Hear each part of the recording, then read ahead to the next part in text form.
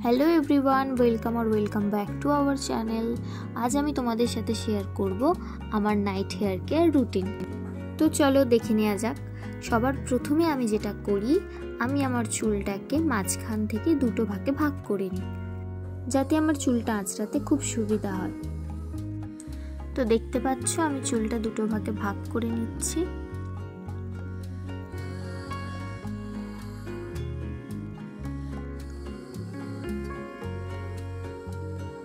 আর তোমরা দেখতেই পাচ্ছ আমার চুলগুলো খুবই এলোমেলো হয়ে আছে, তাই একটু হাতে করে ঠিক করে নিচ্ছি।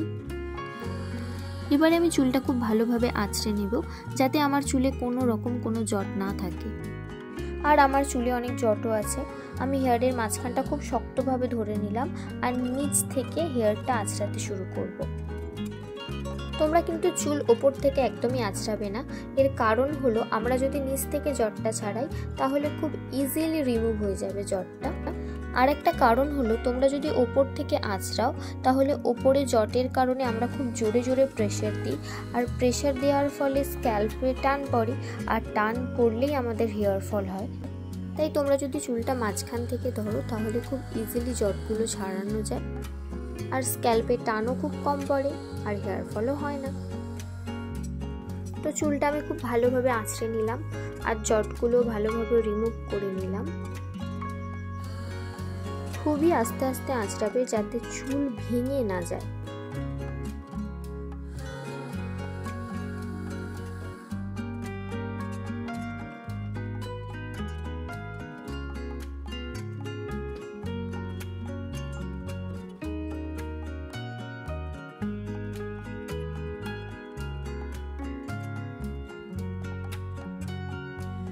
তো আমার একটা সাইড আঁচড়ানো হয়ে গেছে, ঠিক সেম ভাবেই আমি এবার অপর সাইডটাও আঁচড়ে নেব।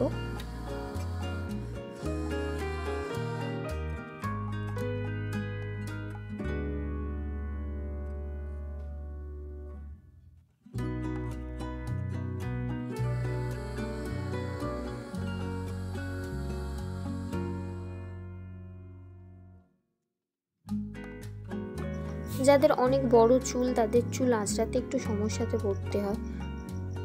তো দুটো ভাগে ভাগ করে নিয়ে তোমরা যদি চুলটা আঁচড়াও তাহলে খুব সুবিধা হবে আঁচড়াতে।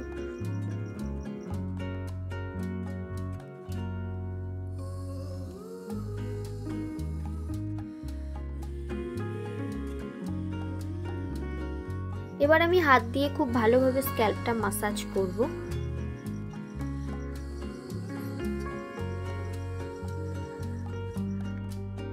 পুরো অংশটাই খুব ভালোভাবে মাসাজ করবে, সামনের দিকগুলো, পিছনের দিকগুলো হালকা হাতে মাসাজ করবে। আমরা যদি স্ক্যাল্পটা ভালো করে মাসাজ করি তাহলে ব্লাড সার্কুলেশন ইমপ্রুভ হবে আর আমাদের খুব ভালো হেয়ার গ্রোথ হবে। তাই তোমরা প্রতিদিন রাতে স্ক্যাল্পটা মাসাজ করতে কিন্তু একদমই ভুলবে না।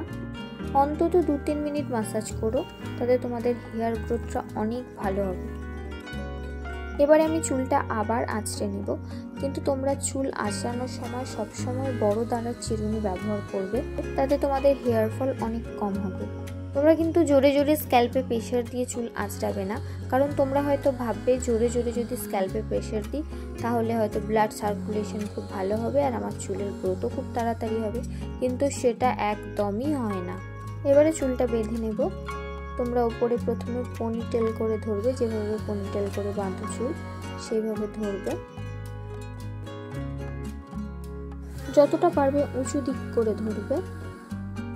দেখো আমি কতটা উঁচু করে ধরেছি।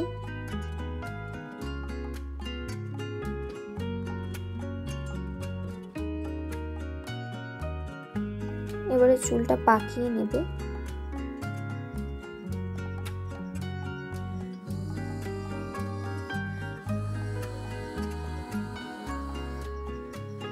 পাকিয়ে একদম ওপরে সেট করবে চুলটা।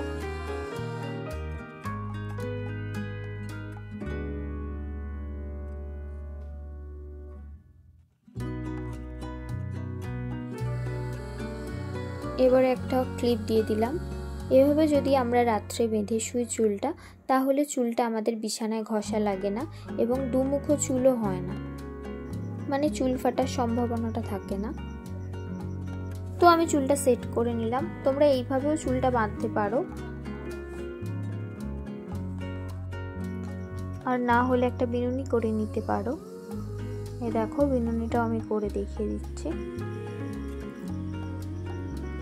হালকাভাবে চুলটা ধরবে, 3টে ভাগ করে নেব চুলটাকে। তোমরা কিন্তু খুব হালকাভাবে বিনুনিটা করবে, খুব চেপে বা শক্ত করে করবে না, তাতে আমাদের চুলে টান পড়বে আর হেয়ার ফল হবে। খুব হালকাভাবে আমি করছি, দেখো।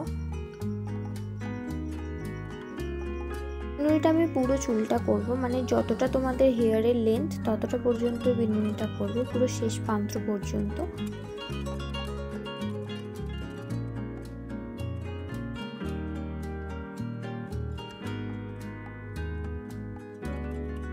তো বন্ধুরা, ভিডিওটা আমি এখানেই শেষ করলাম। তোমরা অবশ্যই চ্যানেলটা সাবস্ক্রাইব করে দিও এবং পাশে থাকা বেল আইকনটা প্রেস করে দিও, আর প্রচুর শেয়ার করে দিও তোমার ফ্যামিলি এবং ফ্রেন্ডদের সাথে। আর আমার ভিডিওটা কীরকম লাগলো কমেন্টসের মাধ্যমে জানিও, আর একটা ছোট্ট করে লাইক করে দিও। তো বন্ধুরা, দেখা হচ্ছে নেক্সট ভিডিওতে। সবাই সুস্থ থেকো, ভালো থেকো।